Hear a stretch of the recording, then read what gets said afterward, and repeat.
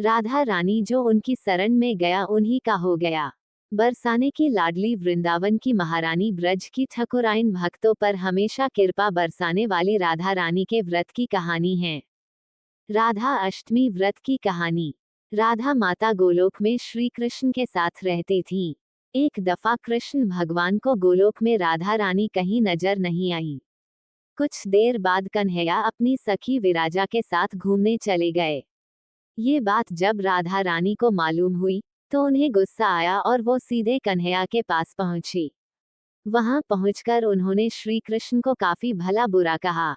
राधा रानी का ये रवैया भगवान श्री कृष्ण के प्यारे मित्र श्रीदामा को बिल्कुल अच्छा नहीं लगा।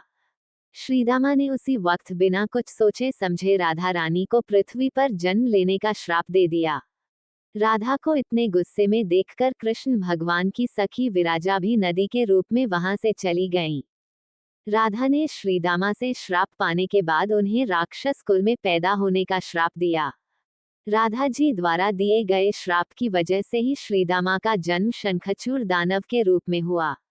आगे चलकर वही दानव भगवान विष्णु का परम भक्त बना। दूसरी तरफ राधा रानी ने पृथ्वी पर वृषभानु के घर पुत्री के रूप में जन्म लिया। राधा रानी का जन्म वृषभानु जी के घर तो हुआ, लेकिन उनकी पत्नी देवी कीर्ति के गर्भ से नहीं। दरअसल जिस समय राधा मैया और श्रीदामा ने एक दूसरे को श्राप दिया था, तभी भगवान श्री कृष्ण ने कहा था कि राधा आपको वृषभानु जी और देवी कीर्ति की पुत्री बनकर पृथ्वी पर रहना होगा। मनुष्य के अवतार में आपका एक वैश्य से विवाह होगा, वो मेरे अंशावतारों में से ही एक होगा। इस तरह आप पृथ्वी पर भी मेरी ही बनकर रहेंगी, परंतु हम दोनों को बिछड़ने का दुख सहना होगा।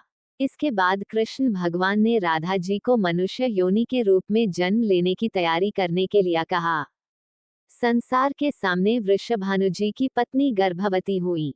जिस तरह एक बच्चा दुनिया में आता है, ठीक वैसे ही देवी कीर्ति का भी प्रसव हुआ।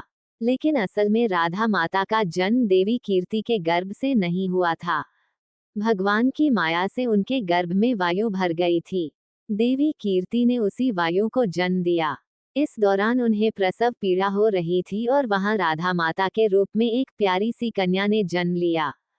भाद्र मास के शुक्ल पक्ष की अष्टमी के दिन राधा मैया का धरती पर जन्म हुआ था। तभी से हर साल इस दिन को राधा अष्टमी के रूप में मनाया जाता है। कहानी से सीख: क्रोध एक बुराई है। क्रोध का जवाब क्रोध में ही देने से बातें और खराब हो जाती हैं। इसके कारण कई दुविधाओं का सामना करना पड़ सकता है। जय माता दी। जय शिव शंकर। हर हर Mahadev. Radhe Radhe. Please subscribe my channel, press the bell icon, and share.